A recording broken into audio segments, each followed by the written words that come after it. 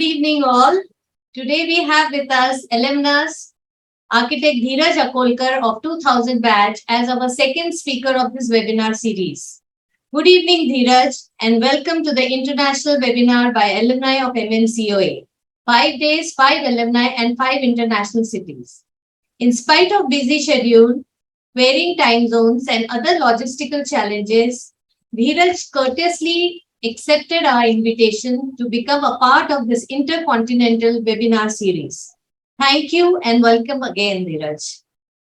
Dheeraj Akolkar has vast experience in filmmaking. He is a writer, director, cinematographer, and film producer at Wardo Films, established in 2010, which is based in London. Dheeraj completed his graduation in the year 2000 as a topper in the University of Pune. A year before graduating, he had started working at the heart of commercial Hindi film industry in production design and direction departments for some of the celebrated films such as Lagan, Devdas, and Black.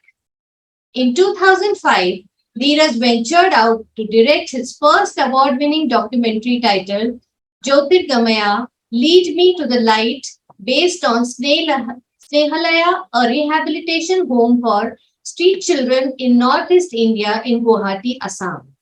This film became an effective messenger of Snehalaya's work, connecting it to an organization in Germany called Child Aid, which in turn supported Snehalaya for 10 years, resulting in the building of Center Against Child Trafficking, a center for abandoned infants, a volunteer training program. In 2006, Dheeraj posted himself to London to study for masters at Goldsmiths College, University of London.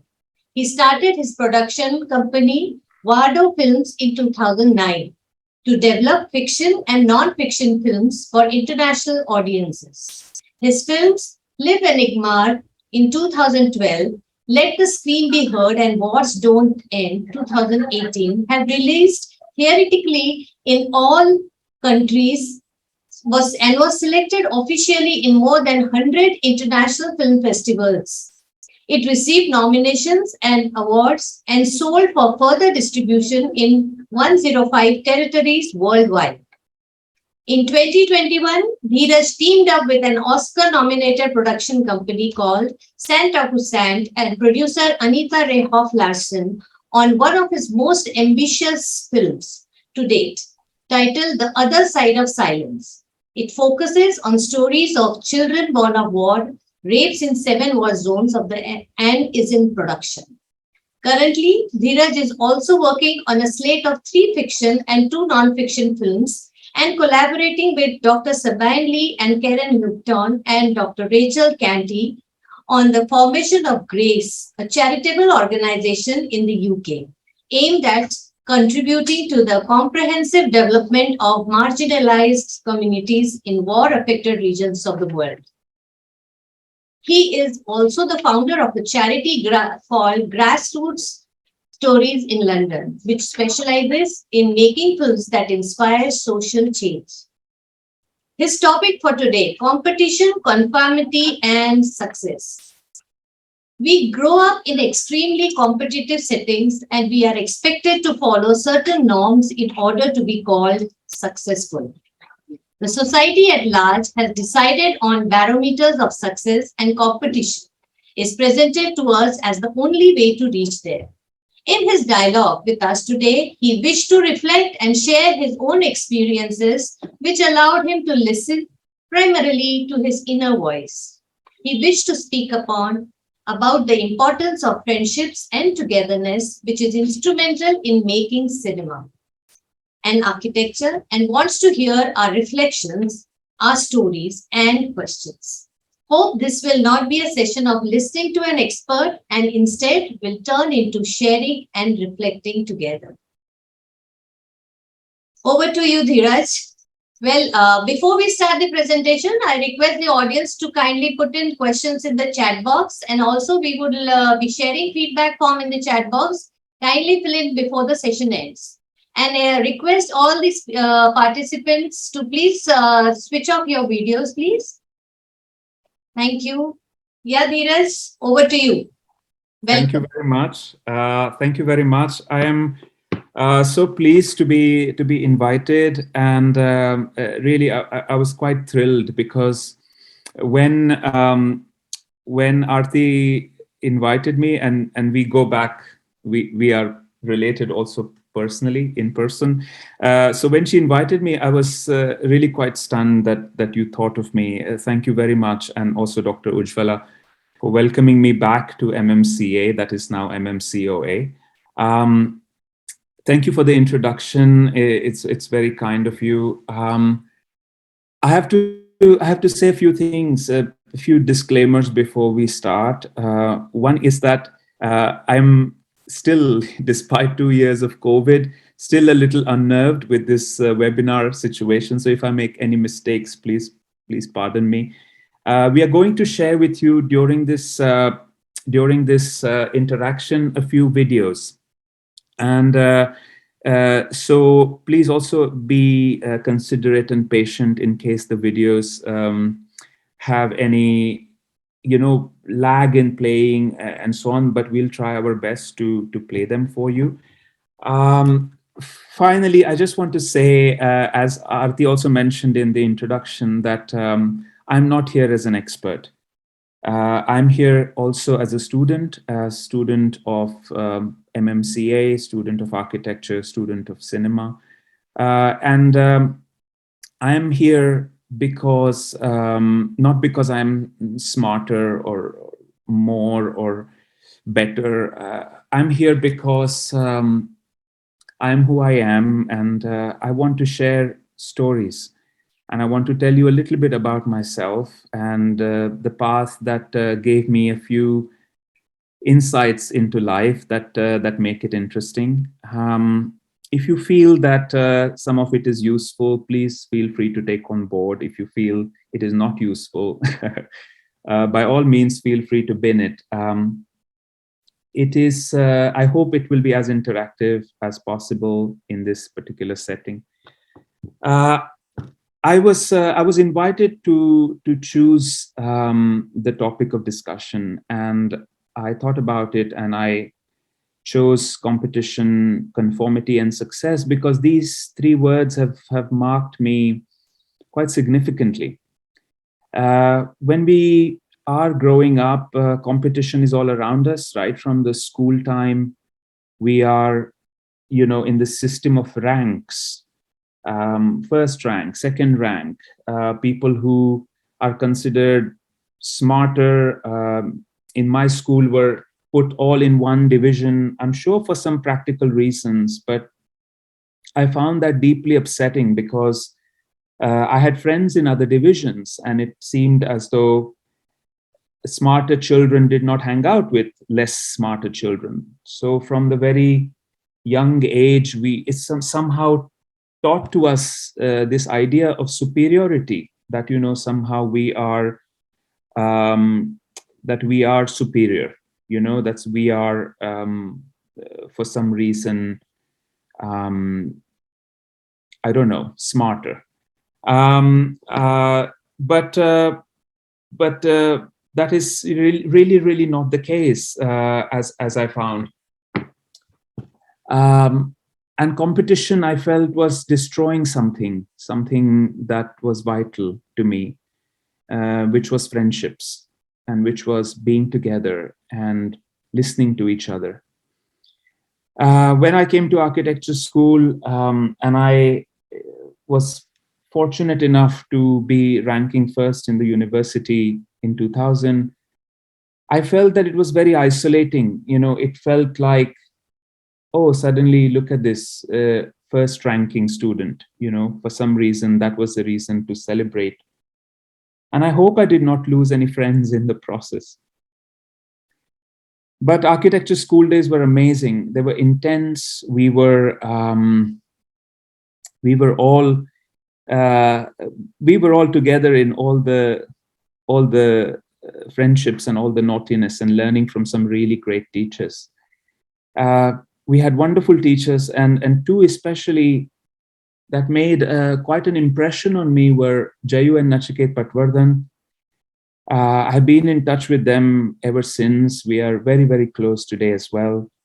But I saw both in Jayu and Nachiket sir that they were not only architects, they were between the two of them, painters and writers and directors and filmmakers and costume designers and production designers and potters. And they spoke very eloquently about politics and expressed what they felt. And I thought, oh, here is, here is a way to live also.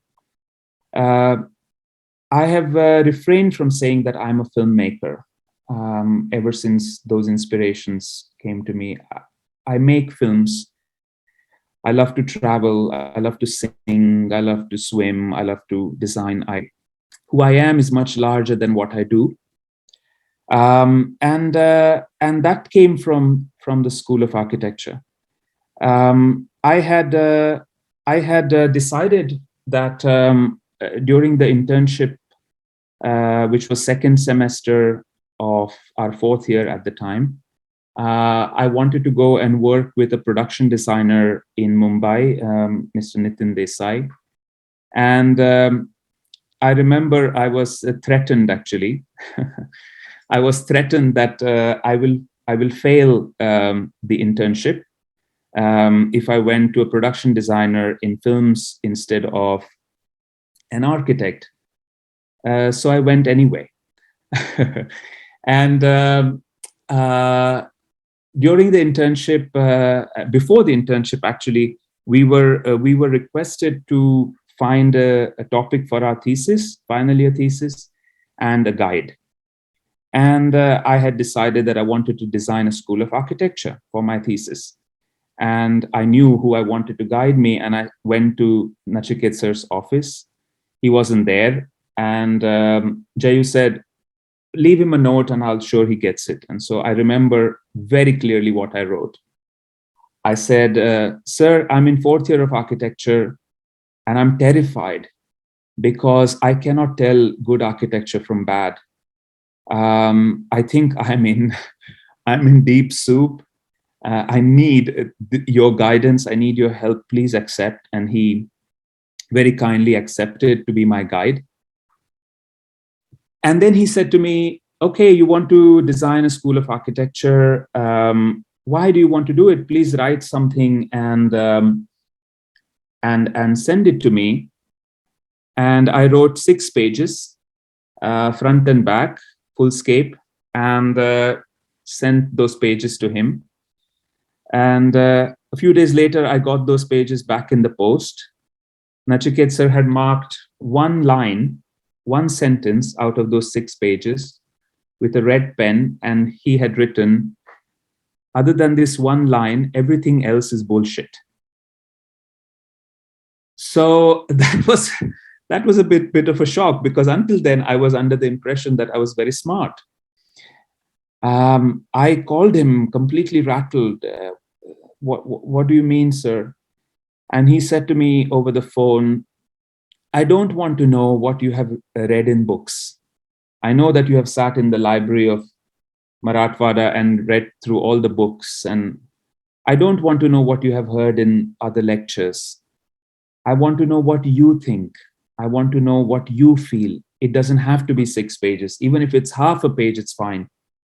But don't give me this crap. And he had actually drawn a little sketch of a bull and also some shit, I think. Pardon my French. But it was for the first time a teacher taught me the value of who I was and what I believed in. Without saying much, he told me that my voice mattered, my anger mattered, what I wanted to change in the world was important, and that I should be convinced about it. And I sent him about half a page or 3/4 of a page, and we started the process together. And it was really, really incredible to know that it was not the other 60 friends that I had in my class that I was in competition with. I was not trying to get better than anybody, even though I topped School of Architecture. And later I found out that some people that I knew, who shall remain nameless, went out and they were not quite happy that I was the topper in the university that year, and said a few things. And that made me very sad, because it was not about that. It was about doing a good job. It was about being as best as one could. And but that is how it was. I have always felt that competition can therefore be very limiting. But but my journey had started in films, because when I went to Mumbai, despite the threat that I would flunk the internship by a very authoritative figure, um, I remember Mr. Nitin Desai. He put me on the set of Hum Dil De Chuke Sanam, for a song called Nimbuda.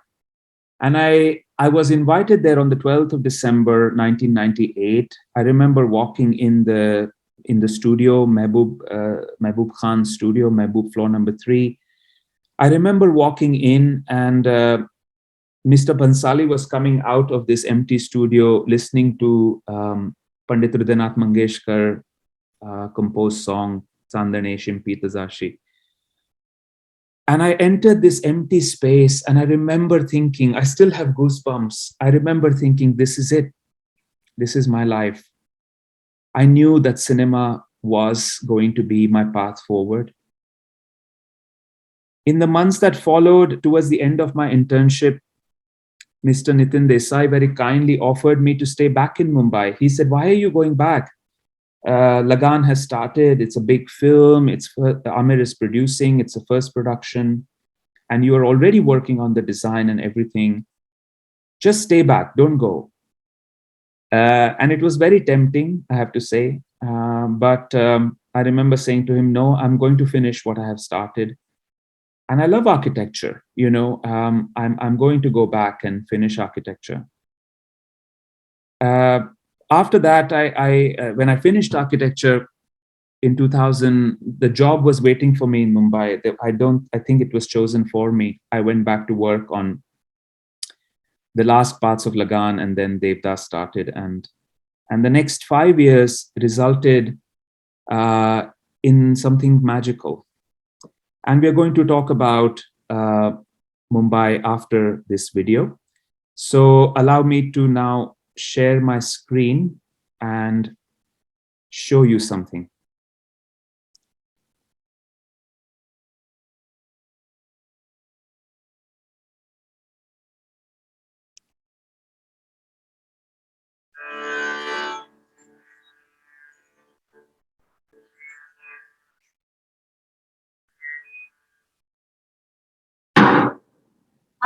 It was the February of 1999 when I read the first draft of a film called Lagan.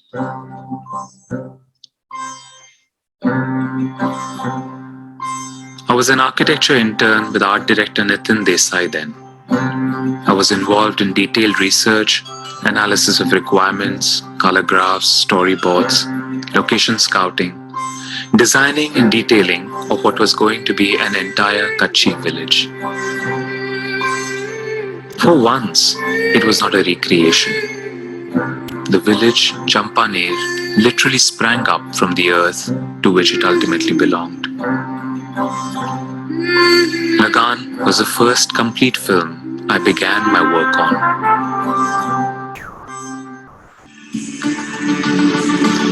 In the May of 2000, after completing my graduation, I was invited to join the art direction team of a film called Devdas as an assistant art director. The director, Mr. Sanjay Bansali, and the art director, Mr. Nitin Desai, had a mammoth vision. Devdas was completely stylized, almost like a fantasy. With its grandeur and its scale, it truly became a magnum opus. After being involved in the research, designing, detailing, and execution of all the sets, I went in to join Mr. Bansali as an assistant director.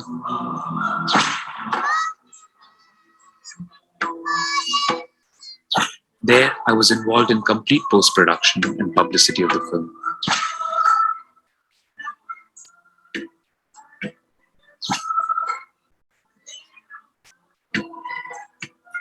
The 2 years spent in the making of Devdas felt like being in an institution.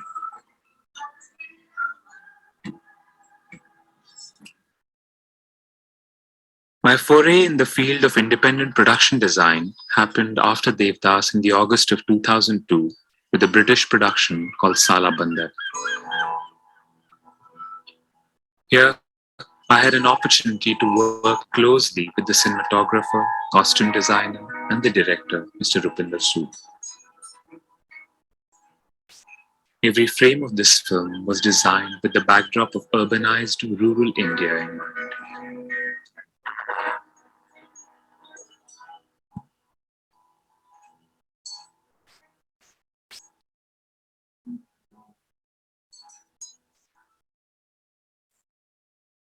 My first independent feature film as an art director also started somewhere in 2002. It was called Charas, a joint effort. Director Tigmanshu Dhulia tried to adapt the facts about the drug trafficking in the distant valleys of the Himalayas. And I worked at bringing the reality to the design of the film.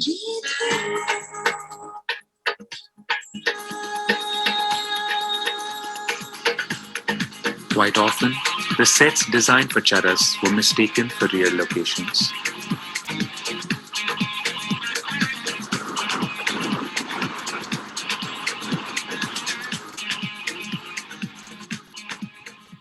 And then came Black. It was the May of 2003 when I joined as a chief assistant director to Mr. Sanjay Leela Bansali.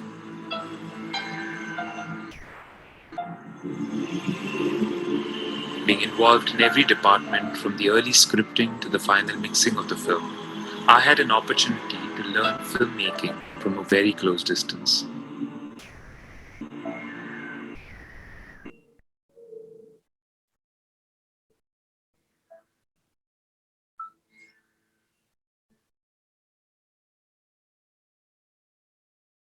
In the July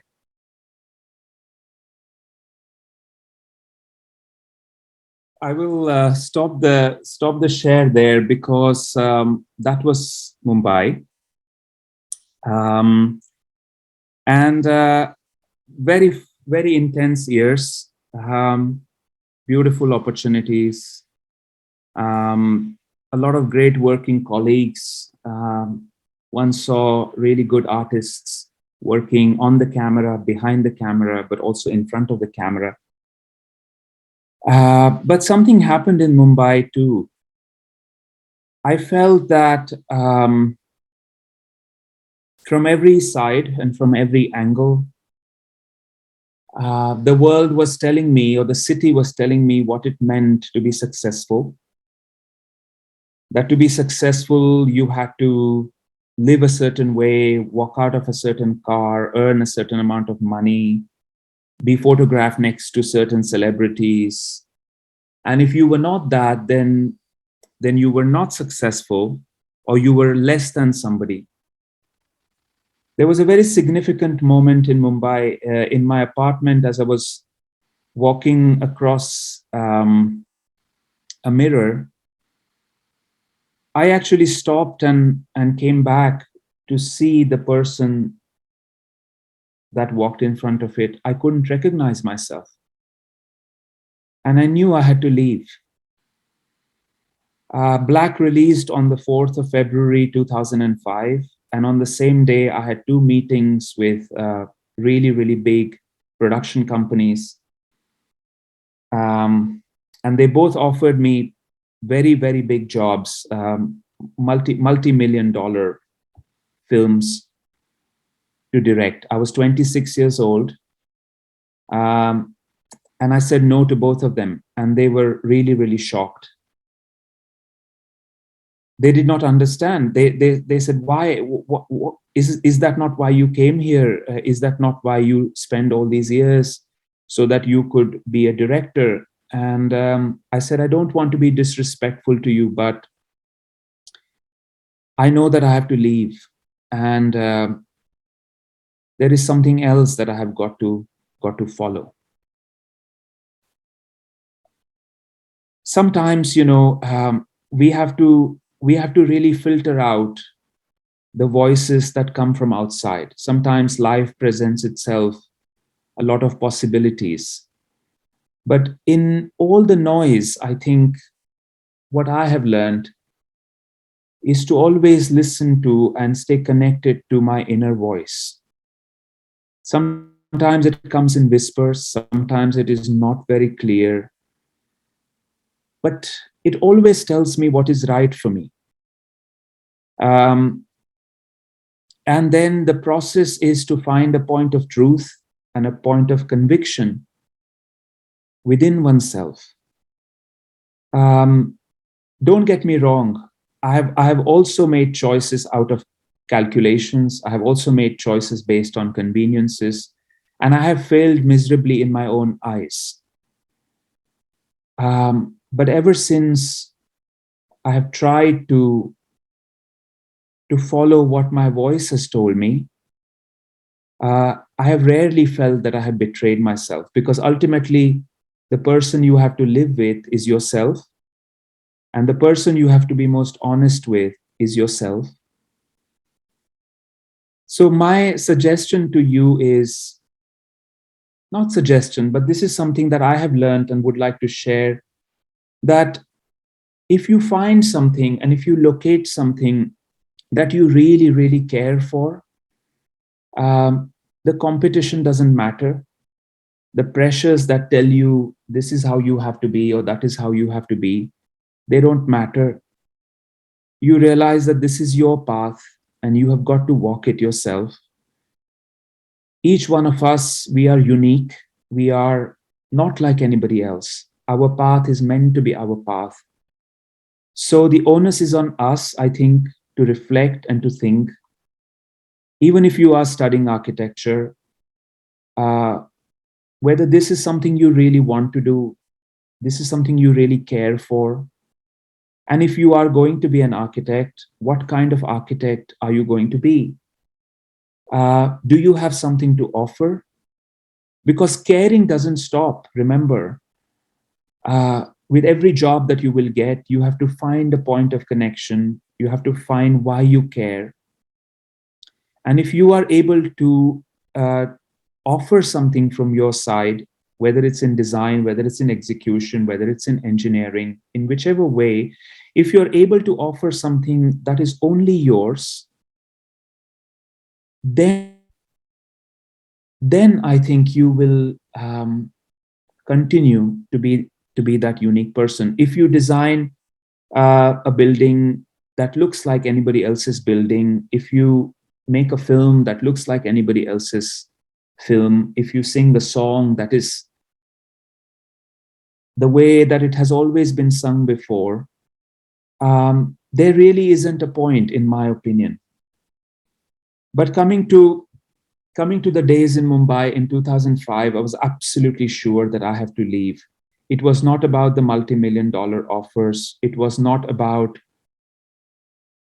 what the success was in the eyes of the film industry or in the eyes of the society. I had to find my own way, and I had to find my own definition of success. I have learned over the course of years that I don't disrespect anybody else's success. If you feel that your success is a certain way, if you feel that it is up to you, I respect it completely. But I do not wish anybody to tell me what I am supposed to think, what I am supposed to feel. I don't want anybody else to tell me who I am. And that is not out of arrogance. That is just how it is supposed to be. When I was leaving Mumbai, as you can imagine, my parents were supportive, but they questioned me. They said, "Why are you leaving?" Everything is going great. And I said, I want to make cinema without borders. My father said, what does that mean? I don't know if I could explain it then. Today I can explain. But I had an inkling. I knew, because ever since I was a child, tested borders in terms of your religion, in terms of your gender, in terms of your caste, in terms of your financial status, in terms of what country you're born in terms of your sexual orientation, in terms of your creed, in terms of the color of your skin. I really feel that we are we are unique. We don't have to be boxed into anything. We are not meant to be conformed. Um, that our anger, that our love, that who we are matters, as Nachiket sir taught me very early. And so I decided to leave Mumbai and go to London for my education. And I went to study cinema. I had never studied cinema, and and I started my own company called Vardo Films, and I started developing different kinds of films. And I have been traveling to different parts of the world. I have been working in East Africa. I've been working in Scandinavia. I've been working in the Americas.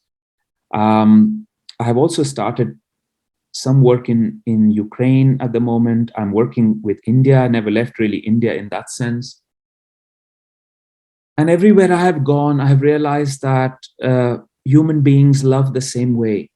They hurt the same way. They're friends the same way. They're not different because of who they love. They're not different because of who they pray to. They're not different or better or less because of which country they're born in. So I find it very important that when voices come from the outside, which also includes voice today, you have to be the filter. You are responsible to choose what to take in. But more importantly, you're responsible to think who you are.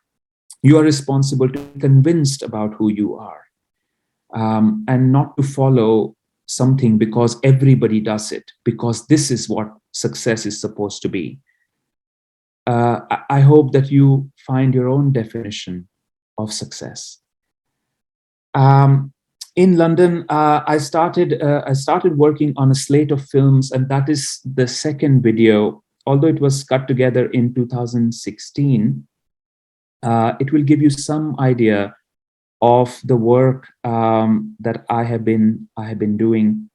As Aarti explained, my films have released theatrically in more than 100 countries, and they have been invited to international festivals. And I'm working on similar projects. So I would like to request Professor Shaunak to play that video link, video one.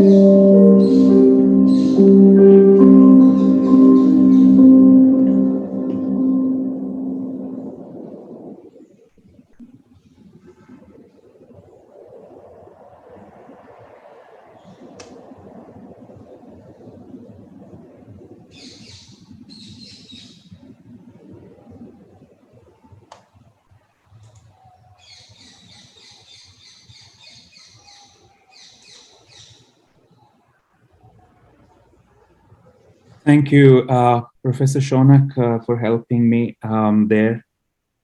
Um, Today, I'm working, as Arti mentioned, I'm working on a slate of films, and my interest is I'm very keenly involved in the stories of children born in war zones, children born of war rapes, children born in captivity. Uh, I started working on these stories since 2007 when I read an article in The Guardian. And my journey has brought me to the other side of silence, which is the story of children born of war rapes in 7 war zones of the world.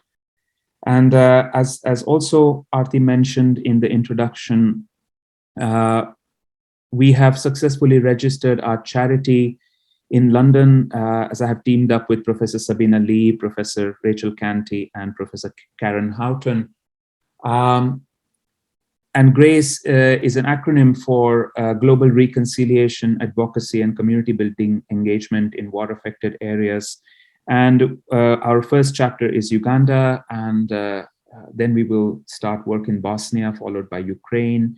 And then we are working with Yazidi mothers who have received asylum and are taking care of their children born to ISIS soldiers in Istanbul. Um,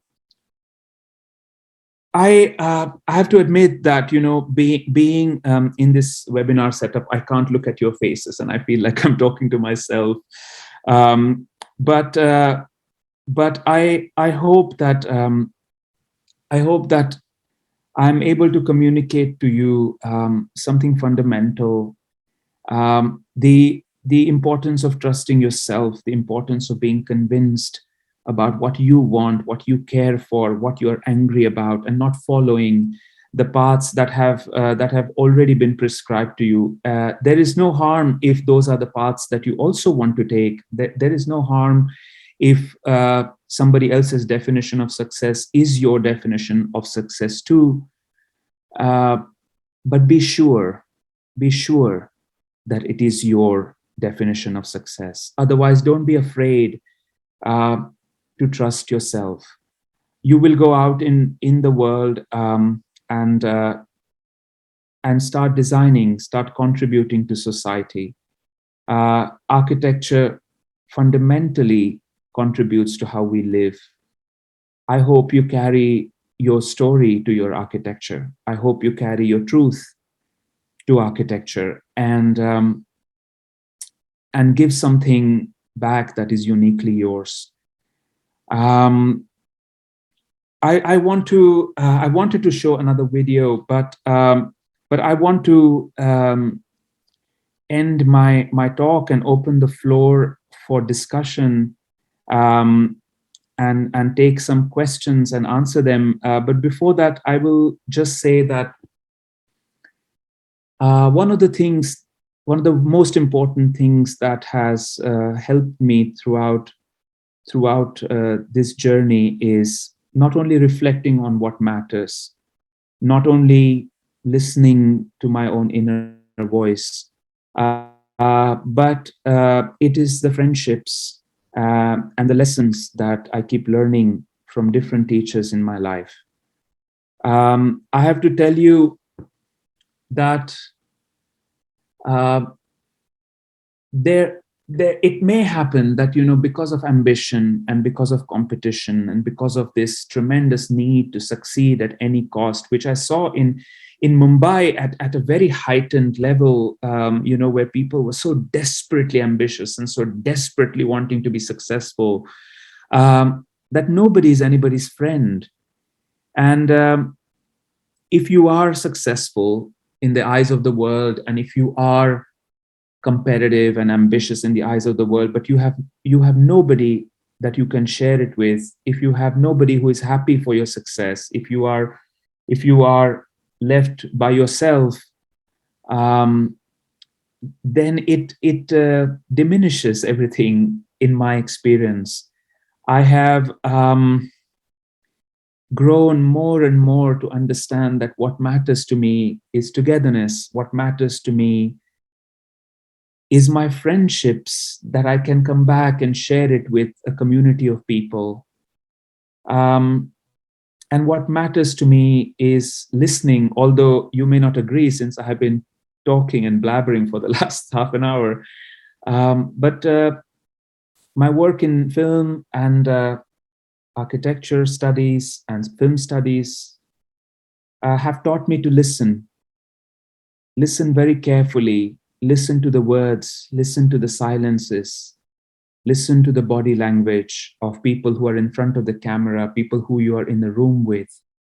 Listen not only to what you want to listen, but listen to everything. And I'm not saying that I'm perfect, I'm also learning.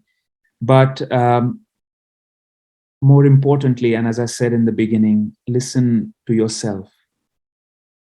Um, Listen to your inner voice, trust your inner voice, and then go out into the world with it. It will always be there with you if you don't crowd it with what the world thinks is success. Make your own definition of success. Um, and ultimately be happy because it all comes down to that, really. Sleep well in the night, give back to the society, give back to the community if it is possible, build a bridge, however small, um, make a difference, even if it is to one life, and you will be fine. I'm going to stop talking now, but I am very happy if you have anything to share, if you have anything to ask, feel free to ask absolutely anything. Um, as you can understand that we are not talking about smartness here. We are talking about stories. So feel free to share or ask, and I'll be more than happy uh, to answer, and I'll do my best. Thank you very much once again. I hope I made some sense. Thank you. Thank you, Dheeraj. I have a question for you. Yeah. Um, like being a filmmaker, it needs a lot of expertise and patience, right? Because one has to handle everything around. And so, what keeps you motivating? Yeah, that is very important question, I think, Arti, because now ever since the credit crunch of 2009, also the way financing works has changed. Earlier, you could go to the BBC and or you could go to Universal or Warner Brothers and say, "Here is the film," and they would finance it, completely 100%. Now it's not the case at all. Now some money will come from one source, then you go shopping around, and my last film had 12 financiers, and it took 5 years to get financed. And I started the work in 2007, and I released the film in 2018. It does take a lot, but I feel sometimes that maybe I can take some credit that I'm very stubborn, and once I know that something has to be done, I don't work on a plan B. I have only one plan. So it has happened in even after producers have come on board. One of my producers from a very prominent on a very prominent film, he said, "Oh, we need to pull out. We can't continue." And I said, "That's up to you. I'm making the film. You decide if you want to come along or not." I spoke about this moment of truth and conviction that you find in yourself, that I'm going to do it. I know why it has to be done. After that, how it has to be done, when it has to be done, that time will decide. I've got to stick to it. So I feel that if giving up was on the table, then why start? Um, so I think the motivation part that comes from the film itself. I remember in London, the first 3 years were very difficult. I was working in my college library at the reception. It was my survival job. I owned a bicycle. I rented a studio apartment, and I worked in the night shift closing the buildings. And I remember somebody that my mother knew called her and said, "Your son has missed the bus." And I felt very sad that, somebody was calling and hurting my mother. I mean, if they wanted to talk, they could talk to me. And the only time my mother said, "Explain to me, explain why you're doing this after topping the university in architecture and after topping the university in London. Why are you doing this job?" And I said, you calm down.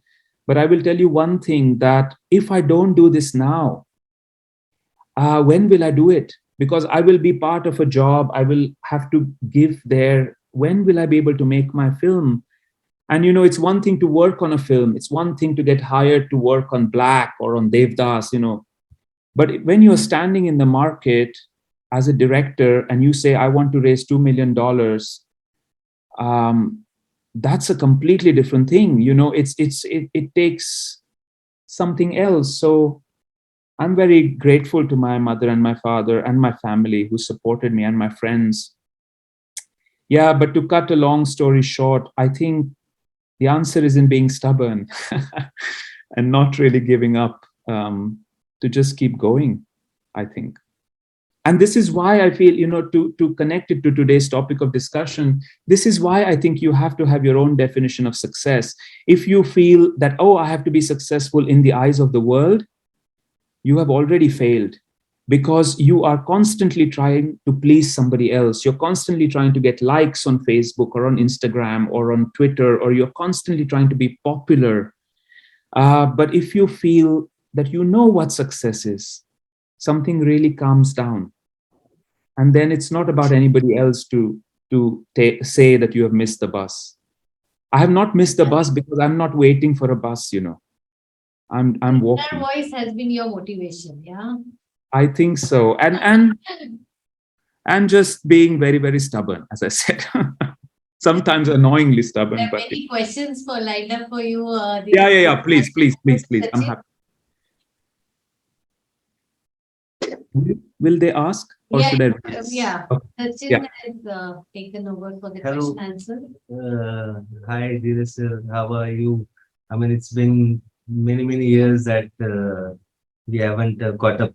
It's been really a mesmerizing journey from our college days and till the time I'm listening to you, after 22 years, 22 odd years. I mean, heartiest congratulations to you. We have few comments and few questions from our audience. First one is a comment from Girish Doshi sir. He says, very inspirational, inspiring, and spiritual. More power to you. Okay. Then we have a comment from Vinod Dusia sir. He says, Dheeraj, nice to hear you after long years. You are quite sorted in your thoughts and you sound very spiritual.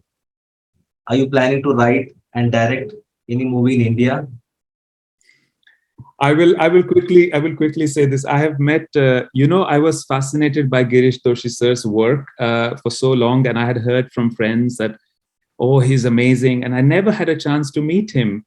And then Jayu had organized a screening of two screenings at the Film Archives, and suddenly there was a tap on my shoulder, and he said, "I am Girish Doshi," and I said, "Oh my God."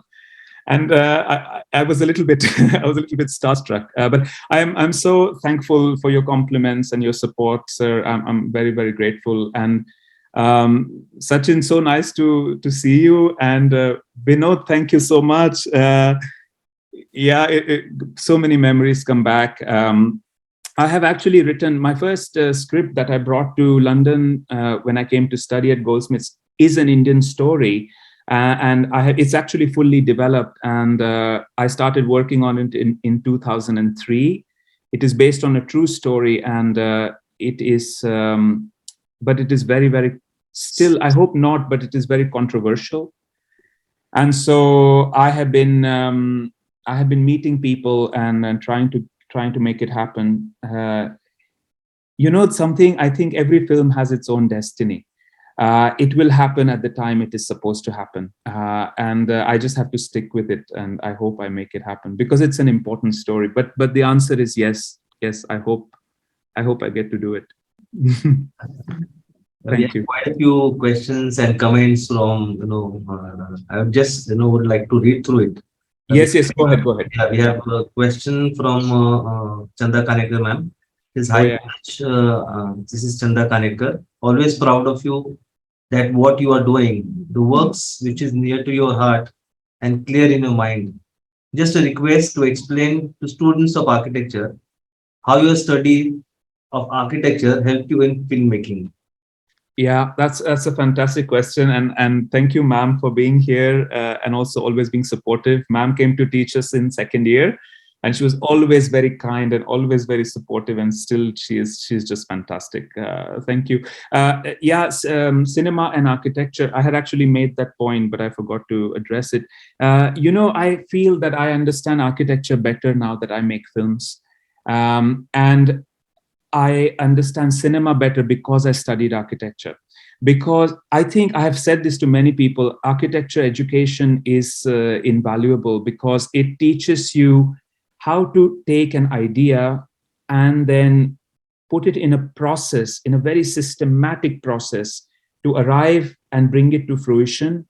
In architecture, just like cinema, you have to take that idea and look at it from so many different angles, right? We start on design and requirements, then there is site, then there is surveying, then there are services, then there are workings and execution, materials, and climate and fundamentals, and so many things keep changing that you have to really make sure that the soul survives of this concept. Cinema is exactly like that. When you bring a story and you say this is supposed to be a film, the journey starts to listening to it and understanding what it wants to become. But then you go through so many different changes, and you attack it on so many different levels. Everybody takes this story and brings something from their own to it. And then as a director, my job is to listen to everybody, but to unify the vision so that the film doesn't feel that it is fragmented, that it is homogeneous. And I will tell you something that I learned when I was on an island in the Baltic Sea in the middle of Sweden and Russia shooting a film of a great filmmaker called Ingmar Bergman. And it was there that I realized, my God, architecture and cinema are exactly the same because both are about stories. If while designing a home, if you gave space for stories to happen, stories to flourish, stories to form, because what is a home ultimately? When after 20 years of living in a space, you look back and you think, oh, I made memories here. And I have memories in that corner. I sat there with my grandmother listening to a story, or there we held hands and drank coffee when it was raining. But as an architect, if you created space for stories to happen, and how different is cinema? You are ultimately tapping into stories too. They're very, very close. It's a very big topic of discussion. So maybe not for now, but oh, they are very similar. Only materials are different, but everything else is just the same. Yeah, memories actually reminded me as well of our great college days.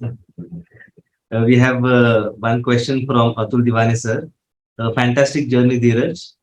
I have always believed that films portray a larger than life image of the real world, which provide inspiration to individuals. Do you agree? And can you share your experience? Yes, I think that cinema is larger than life because it is made from so many different arts. It is a culmination of design, music, sound, visuals, locations, body language, faces, expressions, colors, textures, and it all comes together.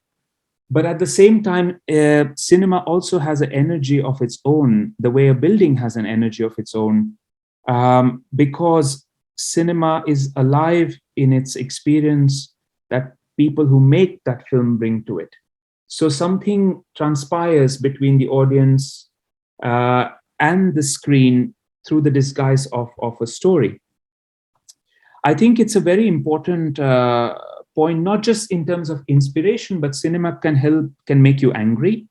It can help with catharsis. It can help you reflect. It can help you learn. It can start a dialogue. You can ask questions, give answers, unsettle. It can do a lot of things. That is what slowly I'm moving towards, using cinema for social change. And I will quickly tell a story, although it's getting late, so feel free to stop me. The film that I'm working on in East Africa, we took this film to northern Uganda this year in February, and it was screened in different villages, very remote villages. And it was not about the film. The film broke ice and started conversation within communities who have all been affected by the LRA conflict and by the Karmajong conflict. And people were symbolically, but people were bleeding. For 4 or 5 hours, there were discussions, there were tears, stories were being told. In a way, cinema legitimized the possibility of sharing your story. And it started such a huge journey in northern Uganda, which we will continue. So cinema has many, many possibilities. And, it can play on any screen in any part of the world. So imagine the power if you want to harness it. Sometimes I feel, Shah Rukh said this one day, I'm not a messenger. If you want to send a message, send it through the post. And I thought he was just missing the point, because nobody's saying make a boring film.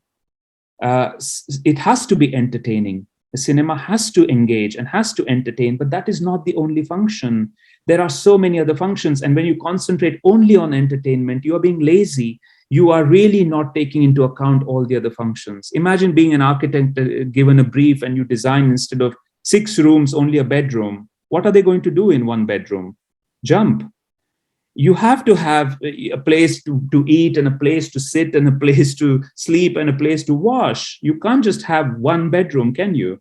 So, so I think that cinema has to have potential. It's an art form. You have to figure out how to do that. And otherwise, you're just being lazy. Nobody's saying don't be entertaining or don't dance or don't sing. But don't stop at that. That's what I feel. Yeah, we have one more question from Asmita Patwardhan. Creativity, particularly storytelling, bears the burden of telling the truth. Honest stories are difficult to tell in a current world where everything has to be fine-tuned to be politically correct. What's your approach? Wow, that's a loaded question. How much time do we have? I will try to be brief. Very good question. I feel that the kind of cinema you want to make, you have to choose whether you're making a propaganda film or whether you are listening to the film, because the film itself has its own truth. I believe in cinema of subjectivity. I believe that cinema should tell the story. My job as a director is ultimately to disappear.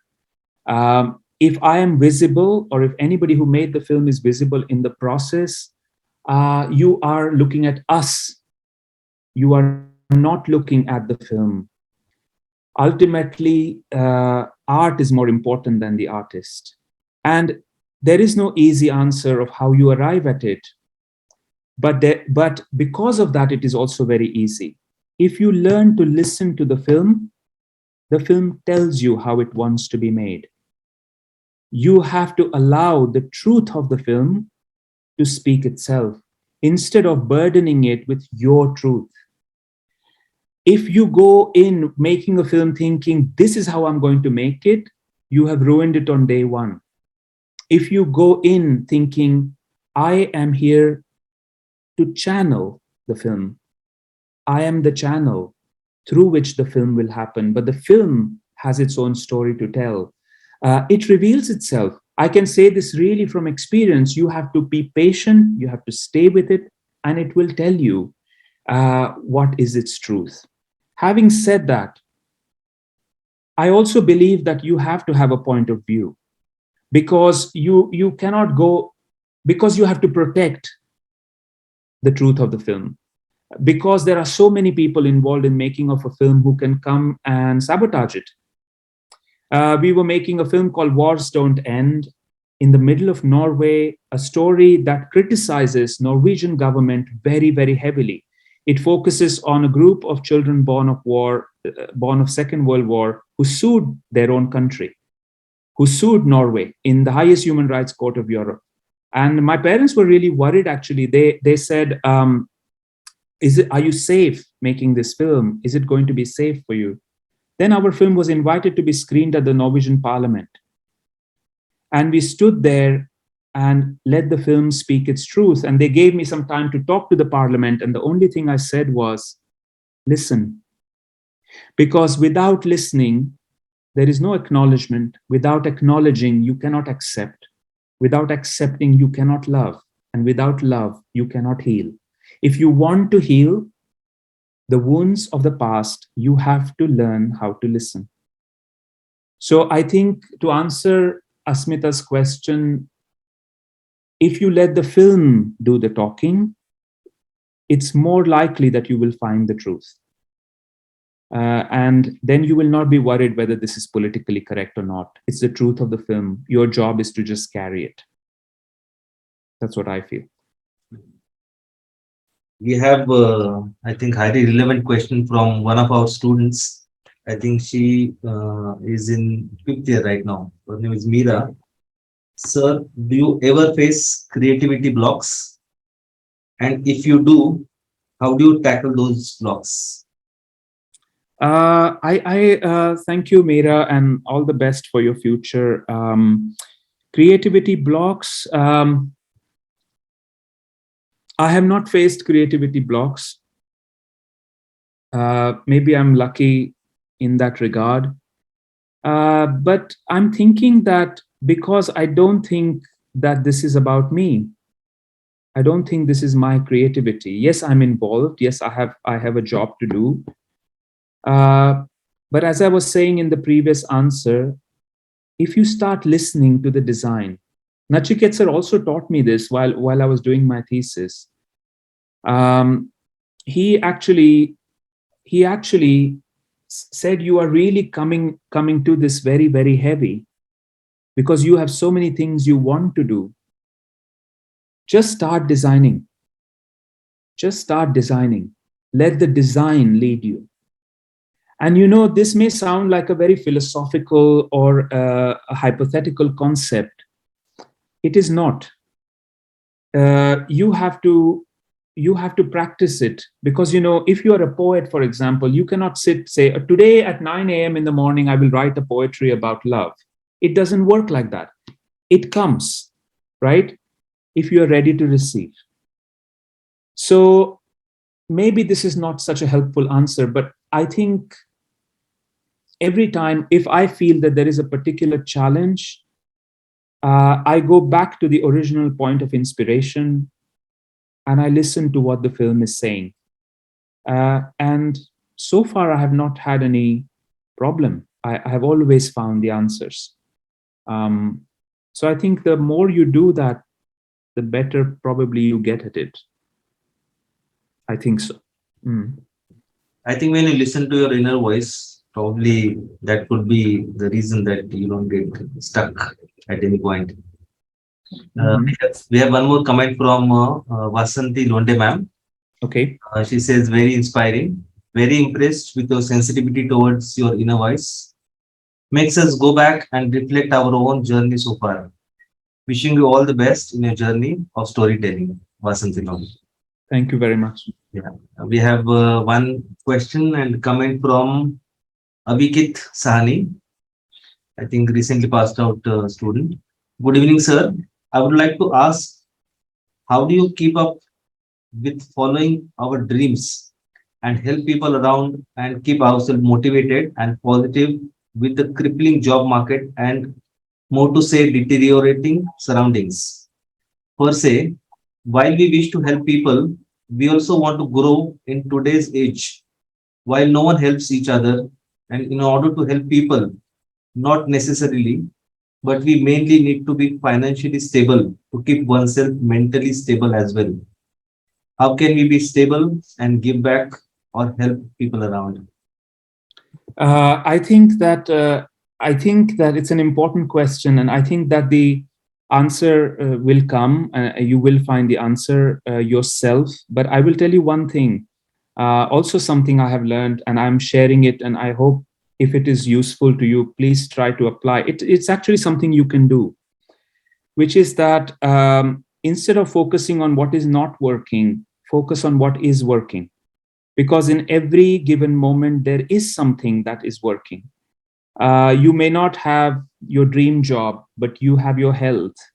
You may not have a ton of money in your account, but you have the support of your loved ones, or you are able to think, or you are good at something, and I think that every day write down 5 or 10 or as many things as possible that you are grateful for. uh, Say, I'm grateful for my health, I'm grateful for my parents.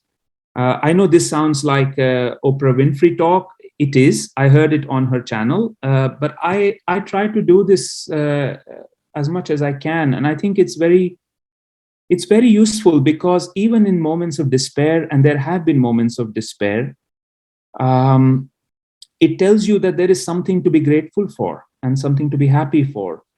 And dark clouds pass and good times come, and the only thing you have to maintain is stay well. Don't look outside, don't get jealous of other people, uh, and just do something that makes you happy. You're an architect and you're doing all these you're out in the job market, but do something that makes you happy. It's singing, it's running, it's swimming, it's painting. Do something, and be grateful for what you have. Gratitude really changes life, really changes life. Learn to be grateful, because it really gives you more to be grateful for. That I can say for certain.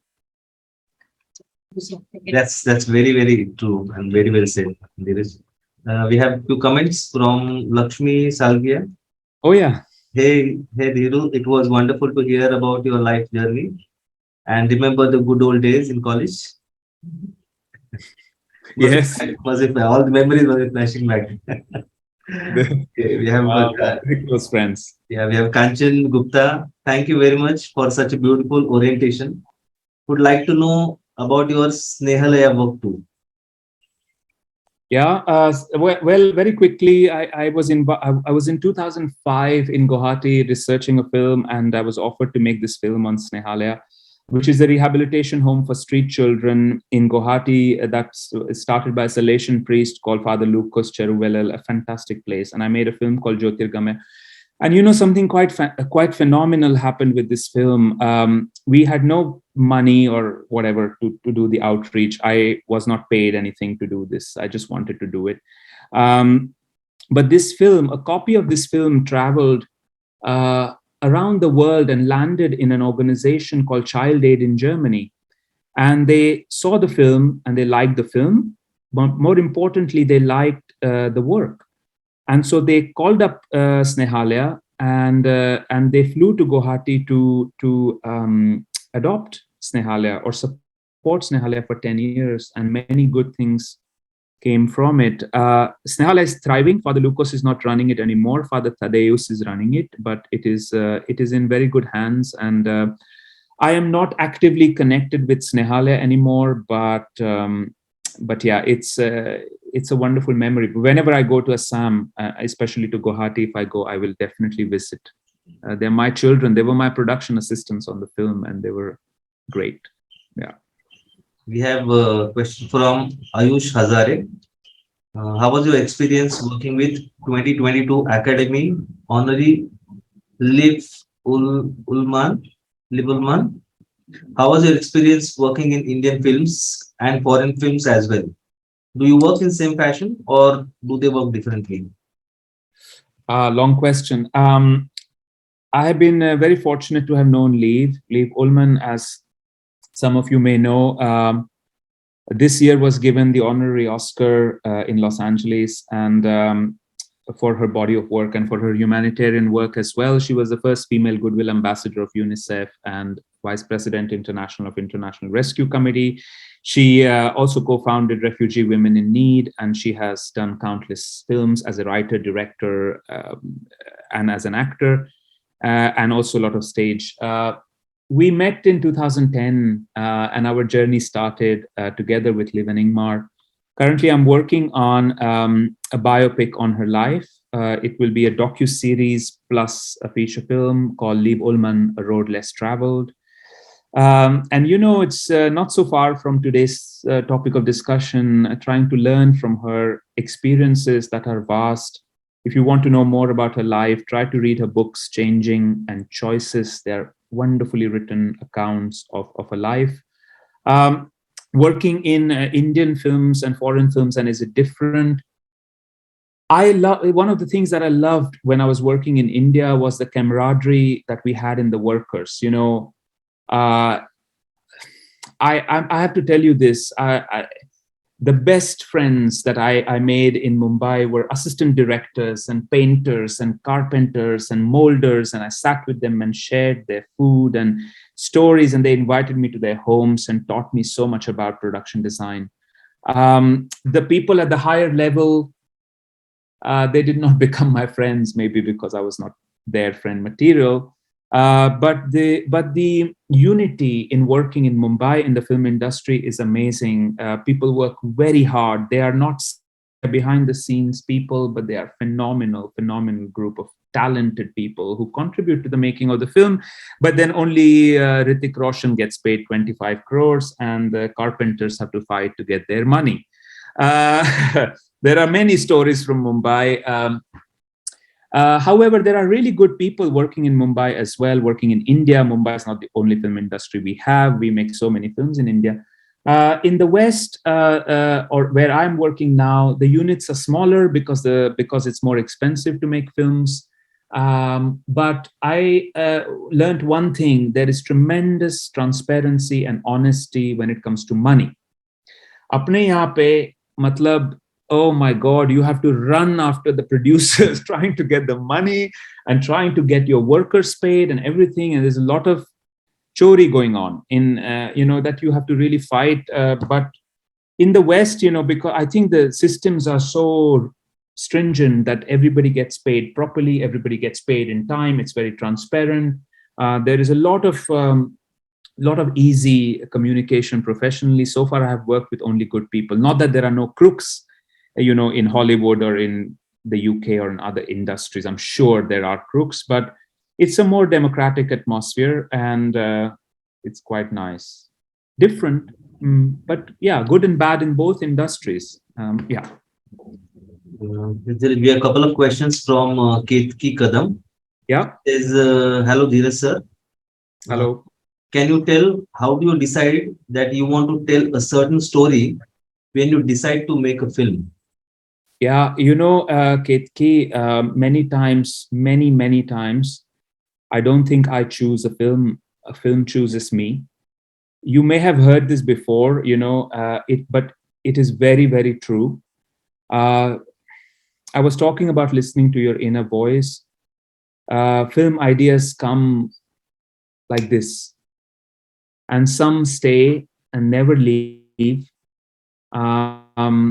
I'm working on a film which is based on a true story in Sweden, but we are placing the film in Ireland, and we will make it on the west coast of Ireland, in Dublin and in London. And this film, I remember very distinctly a friend of mine who is a legendary composer in Sweden. We were in their house. He composed score for all my films, and we were having dinner, and he was talking about his childhood, and it felt like an electric current went from him to me.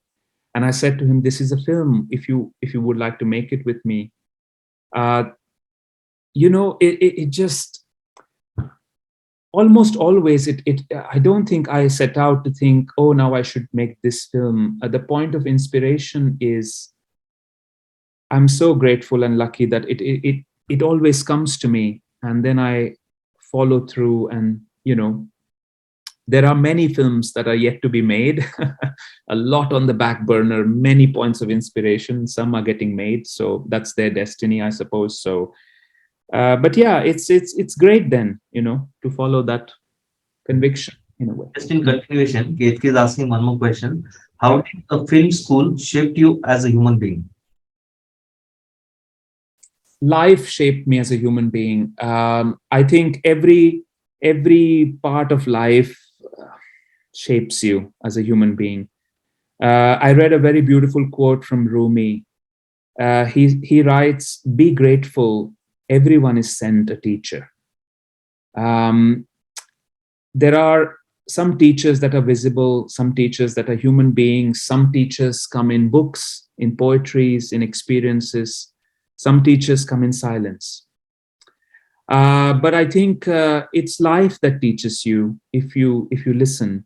If you're arrogant and egotistical, and if you think I know everything and nobody knows anything, um, then you will know something, but not everything. I think it's good to stay open. It's good to stay receptive and humble, because everybody, as I said, has a story to tell. Everybody. There are 126 participants left, now 127. But I will tell you this, that there are 127 stories here. And every life matters, every story matters. And in my line of work, which is quite similar in architecture too, I suppose, a lot is about listening. People share stories when somebody's sincerely ready to listen. And I'm ready to listen. So all of that shapes you. It's not just the film school, it's not just the architecture school. If you are living life, Nachiketsar said to me, Jayu said to me, I think one day, we need a creative equivalent in our lives. I think it is important to live life. There is more to life than architecture. There is more to life than cinema. There is a tendency to say, I'm an architect. Are you? Or do you make architecture? You are many things. You are a daughter, a son, a friend, a lover, a swimmer, a composer, a singer, a traveler, and an architect. So I think it is important to live life. It is important to go out and experience, have your heart broken, love unconditionally, throw yourself into it and come back, because then you get your truth, then you get your story, then you have something to give. And then when you bring it either to cinema or to a building, you know why you want to have a ledge that is that wide, because maybe you sat there together with your boyfriend or with your girlfriend or with your mother, and they told you their story. I think it's very important to live life, and all of that shapes you, not just the schools. Many compliments coming in, Dheeraj. We'll just try and take up a few more questions. Yeah. Is Yeah, just see when it's getting late, Vaman, because if it's I don't want to bore people, and people No, are no, like, not at all. I mean, it's when that's do we what I'm saying. The questions and comments are just pouring in. Otherwise, yeah. But yeah, I'm here. yeah. We have a question from Kiran Kalamdani, sir. Oh, sir. Picasso once said that art is not the truth. It is a lie that makes us realize the truth. Your comments. Oh, I'm so happy to hear from sir. Once again, a life-changing encounter in my life. Sir came to teach us very early on, and he is magnetic. Oh, there he is. I can see him. Hello, sir. I kind of agree with Picasso, because I think that art is a disguise. There is something deeper that is within the art. A face is a disguise, perhaps a little bit easier to understand when an actor is in a close-up.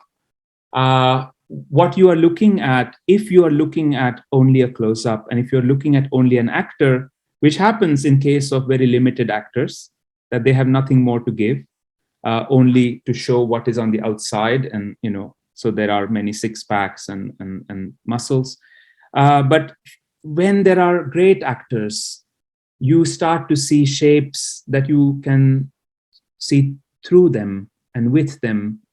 Um, in a painting, I don't think it is about the lines and it is about the colors. It is also about the lines and the colors. But if the lines and colors take you on a journey, and if you recognize something also from yourself, um, you start to realize the truth. Of course, Picasso was a performer, so he made a he was making big statements, and he said, "Oh, lie and truth," so that this will be a wonderful statement. But I think, in a sense, it is true. Art is a disguise for the truth to be sensed, and artists, I feel, are channels for that truth as well. And I don't think it is essential to spell the truth out. I think it is important to open the space for experience, not to conclude it.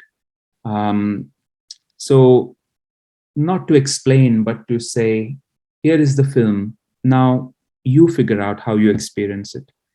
And you figure out. And sir, also the thing is that I'm sure you have felt it. I have felt it many times that a film is different when you bring to it your own story.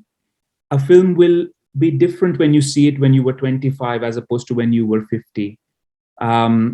Lee Woolman was telling me she made a film with Ingrid Bergman called Autumn Sonata, where she plays the daughter who blames her mother terribly. She said, when I was making it, I was convinced that my mother was wrong. Today I'm 83 and I watch Autumn Sonata again. Today I'm with the mother. So it's also the story that you bring to it that forms the truth. A great expert called Dr. Patricia Berman, a Munch expert, she said to me, Munch was a master of creating incomplete works of art. The audience completed the story. It's so beautiful. Big topic, but sir, so nice to see you. Thank you for being here.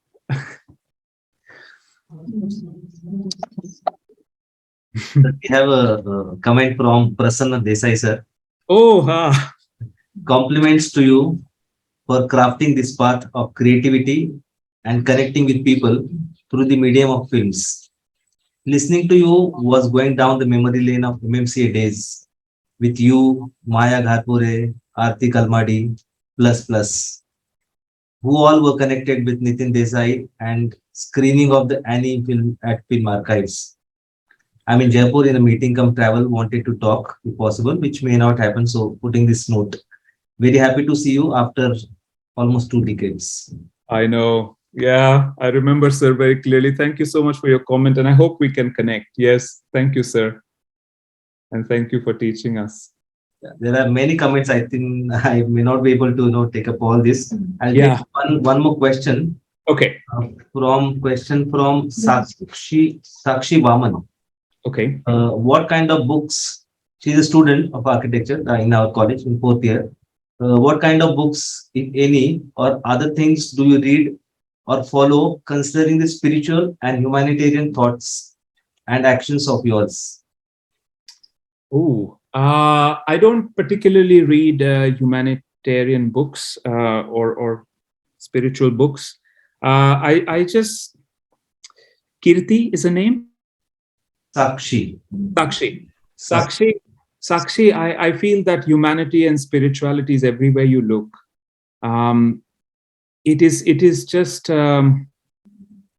being who you are and thinking about who you are. The books that I really like are autobiographies. Even when I was in Marathwada MMCA, I found this amazing book. I don't know if you still have it in the library. It's called The Unbuilt Treasures of Taliesin. I think it's the 500 designs that Frank Lloyd Wright designed but never got built. And in this book, there are a lot of pages of his diary.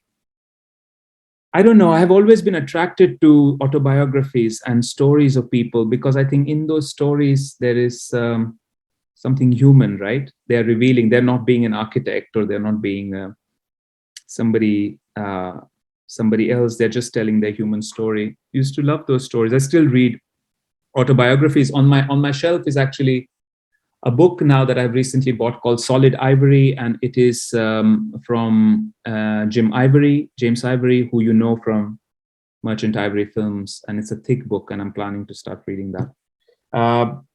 But yeah, read. It's nice to know that you read. That's so good. Lots of compliments, but I think due to lack of time, Yeah, Yes. one more question from my side to you, Dheeraj. Yeah. What advice as an alumni you have for our students? What advice? Alumni. As an alumni, I will say, oh well, as specifically as an alumni, I will say be really really naughty in your architecture school.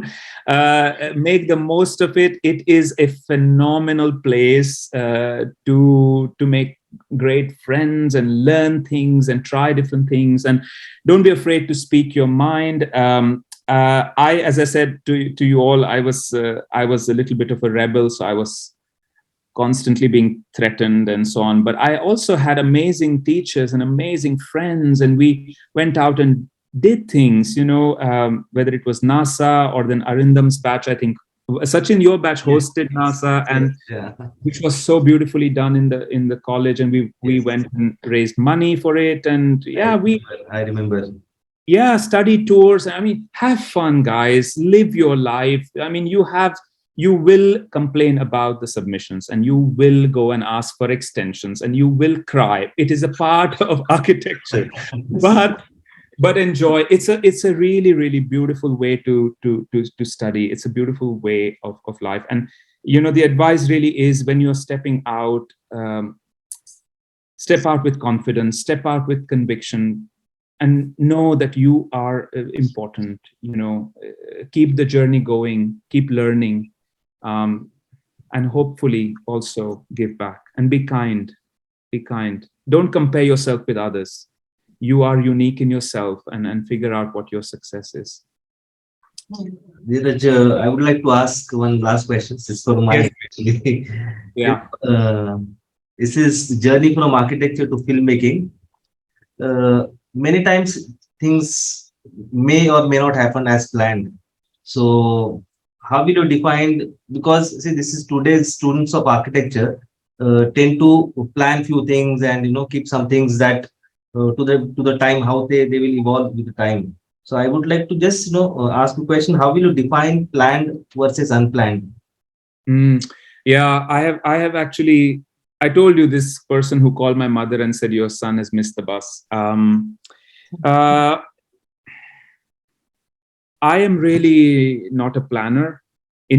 Well, I'm a planner for everything else. What to do, how to do the days. I have to be. Otherwise, there are so many people who depend on my answers. As a director, I take my job very very seriously. I'm really really prepared.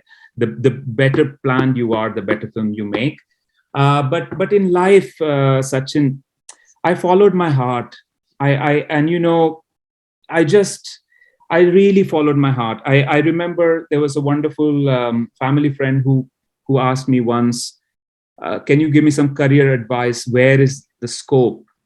And I said, "The scope is everywhere. You can be a fantastic gardener, make tremendous amount of money as a florist, as a restaurateur, as a teacher. You can be successful in anything that you care about, but if you care about it." I maybe not, I'm not the right person to answer this question, because I only followed my heart. I thought this was the right thing to do, and I went after it. As I said to Aarti, very stubbornly, I had support. I have always had support of my mother and my father, my brother, my family, and my friends, for which I'm grateful. But I heard a management principle. Maybe that is useful. It said you hold on to your strengths and you work on your weaknesses. So we all have some strengths. Hold on to that and work on it. But otherwise, I am somebody who has just jumped. I have not. Thought about safety nets and so on. It has worked out. Thank you. But I hope, and I'm grateful it has worked out. But Yeah. Well, okay. I will say one last thing before I sign off. That, I still have to remind myself this of today. I feel that when I'm making choices and when I'm taking decisions, they're either fueled by fear or they're fueled by love. I'm trying to make decisions that are based on love. I will give you an example. If you feel कैसे होगा कल, कहाँ से मिलेगा ये, कहाँ से वो मिलेगा, तो अभी ये कर लेते हैं, let's take this up, and okay, I'm not saying what is right or wrong, but that is fear. And I am thinking, is this the moment I love? Is this something I can do? Of course, I'm not dumb. I am looking at things where I'm trying to figure out, can I do this? So they are calculated, perhaps risks, maybe. But mostly I don't plan. I just try to follow my heart. And but don't take this as an advice. Just think of what is right for you. Do what is right for you. The whole session of today was about trying to tell you that you turn towards yourself, and that's where the answers are. But this is what works for me. So Yes, thank you, Dheeraj. And it was more than question answer. It was like talking from the heart. yeah. It's so like feeling this feel good factor talking to you. Just a gentle reminder to our audience to fill in the feedback form, and I would like to request Aarti ma'am to deliver the vote of thanks. Yeah. Thank you, Dheeraj. I greatly appreciate the presentation, the talk you gave today. It was nothing short of incredibly informative and interesting. I'm sure your enlightening words have inspired so many people out here. It was profound and effective. Thanks again, and a standing invitation to visit MMCA whenever you visit Pune. Do come in anytime. Just call up and come. We're all waiting to welcome you. Thank you. Thank you. I also want to say a few words of thanks. Really, thank you to Aarti for calling and for making sure, and I apologize for the communication gaps due to the travels. But thank you to Dr. Ujjwala and Sachin and Shonak and everybody who made this happen.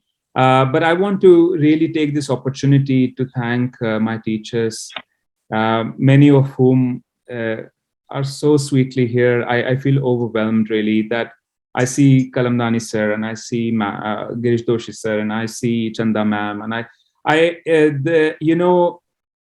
teachers are very, very important. They change lives. They give you insights for paths to walk on. Sometimes, many times, they show by example what to be and how to be, and sometimes how not to be. I feel very blessed that I found amazing teachers in MMCA, many of whom have been very supportive.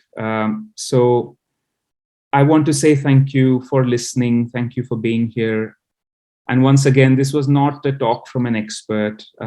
This was just sharing some thoughts and experiences and reflections. And I hope that you will take something from it and reflect on it, and hopefully maybe something will be useful. Maybe something will connect to this point. And I would love to come physically. It would be nice to look at faces, and talk to faces. I hope that happens. But for now, I'll sign off with a lot of gratitude. I'm as grateful to have participated. Thank Thank you. you. Thank you so much. Bye. Bye.